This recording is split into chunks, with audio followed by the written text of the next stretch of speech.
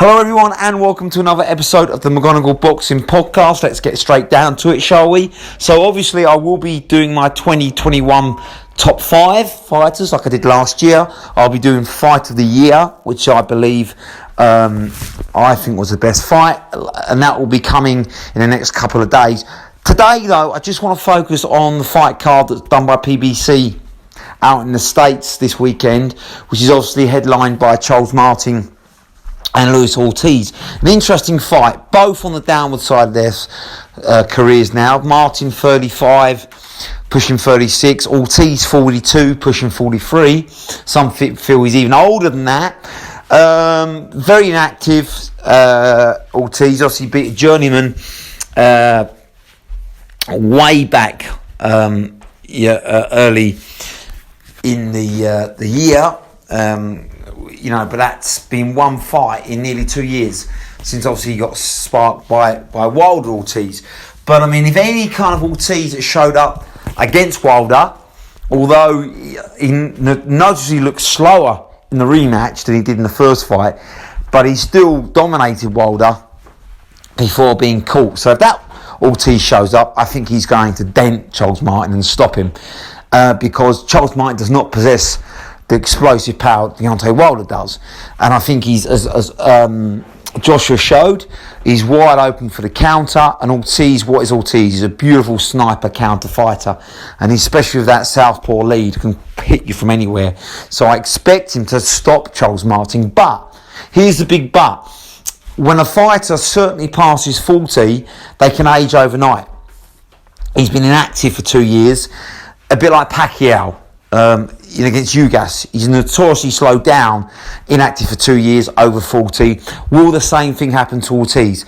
Charles Martin, the wind is in his sail. He's probably the most confident he's ever been right now, and I would say, including having won the IBF title, which was pretty much given to him, I think he's now probably at his peak. Although he is getting on, and like you say, he's probably only got a few years left. I think he's got a bit more experience, a bit more confidence. He's been knocked out, so he doesn't fear that as much. You could clearly see there was fear when he stepped up and fought Joshua all that 5.5 years ago. Fear of being knocked out, and he did get knocked out. But since then, Karnacki lost the unanimous decision. It was an ugly fight. Some thought he'd won that. I don't. I think he got out-hustled by Karnacki, and like I say, he didn't have the power to hold Karnacki off.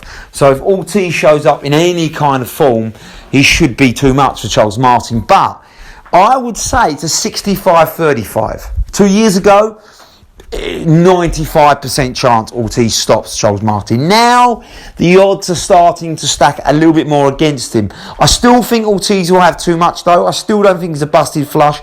I still probably give him 2 years in the game. He obviously wants to make one more big run for it. He knows if he beats Charles Martin, he's going to go down that IBF route, which might be vacated by Usyk, because obviously, he wants to fight Joshua. He doesn't want the mandatory, so watch this space. It could become wide open again, especially with Joyce seems to be going down, Parker seems to be going down the collision course WBO route. That frees them up. Wilder, you don't know if he's going to fight again. Hugh Fury seems to be going down the WBO route, so the IBF route, ironically, could be the easiest route for him. So Ortiz could have a world title shot next year.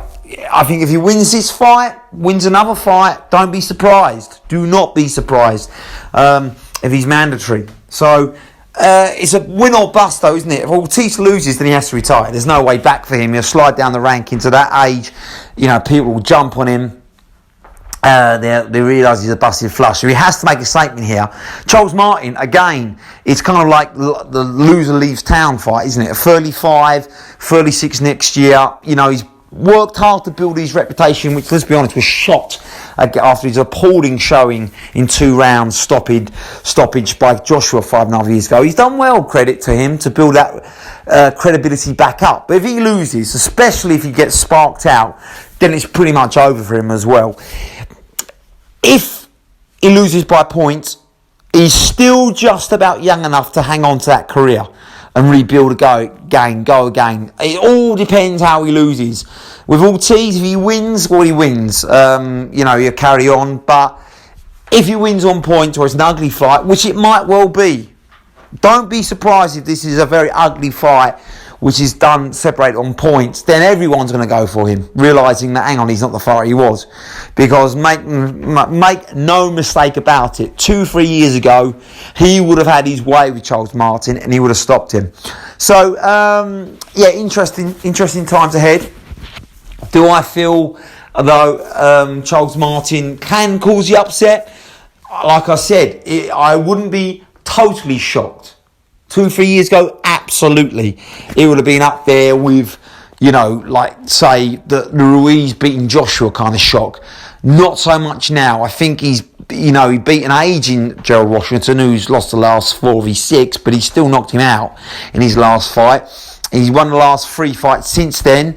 Like I say, at a 50-50 with Kanaki, this is probably the best Charles Martin, the most confident he's ever been. You see him in his interviews, he's focused, he's confident. He's almost, like I said, he's shed the fear now. He kind of knows his game, knows his level, knows how to fight. And like I say, he's a bit more aggressive these days. He tries to take the centre of the ring a bit more.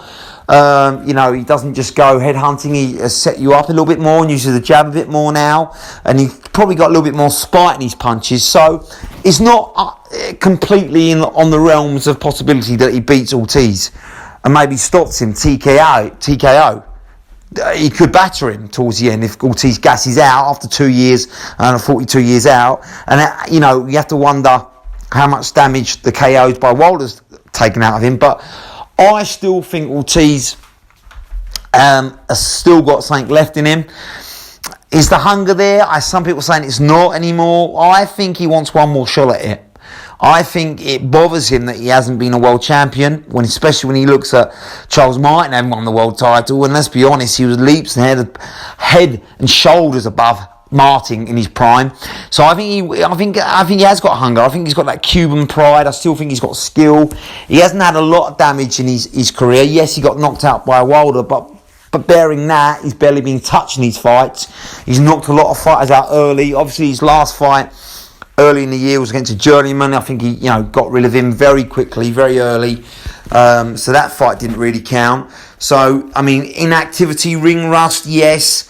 But I still think he'll have too much for Charles Martin. And I expect, if he's half the fighter that I still think he is, I expect him to either beat Martin via KO within 8, or it'll be a very ugly fight where I think he'll dominate early and probably run out of gas and hold on for dear life and win in a very ugly point win. As long as it's fair judging, because obviously judges do look at age now. PBC fighter as well, Charles Martin, is he going to get the nod? You don't know. Yeah, there's a lot of corruption, unfortunately, with judges, especially in America. But I think it's either going to be a KO Ortiz job within 8, and he could just land early and get Charles Martin out of there, or it will be an ugly point win. I don't think Charles Martin is going to win, but I think it'll be far more competitive than it would have been, say, 2-3 years ago. But obviously, it's been a year since Ortiz fought. He, knocked out Flores in a round, so he can still dig. But Flores is very much a journeyman. Interesting enough, looking at the record before he fought Wilder, this was 2.5 years ago. Hammer took him to the unanimous decision. Now I know Hammer's tough, but he's not, as Hughie Fury said, he's not impossible to get out of there. So maybe Charles Martin does the same, sort of hugs, holds, frustrates Ortiz, and it could be a very ugly points win for Ortiz, especially after so long out. But I think he's still got something left in the locker. I'm going for Ortiz win, and I think he'll go down the Robert Helenius route next, probably. Then probably, I don't know, maybe Karnacki has a shot at him. He'll probably have another sort of B-list, C-list fighter. Then he might push on. He might meet someone like Hughie Fury for the Eliminator, which would be a good fight. Although I think Hughie Fury seems to be going down that WBO route. Interesting though, he might go down, if Dillian White can't get Fury, in March, April, that might be a fight for Ortiz. A big name. I think Dillian White will fancy his chances. There's a lot of options for Ortiz, but he needs to win in good style on Saturday night. Otherwise, you know, the clock will severely be ticking. As for Martin, he's got to win as well. It's the loser leaves town. That's why it's such a good fight. Is it pay-per-view? I don't think it's pay-per-view worthy fight. I think both of them are on now, but on the downward slope of their careers. Both have lost, but it's a good fight. It's a fight I'll be watching. And like I say, loser leaves town. I just think it's going to be Charles Martin that leaves town.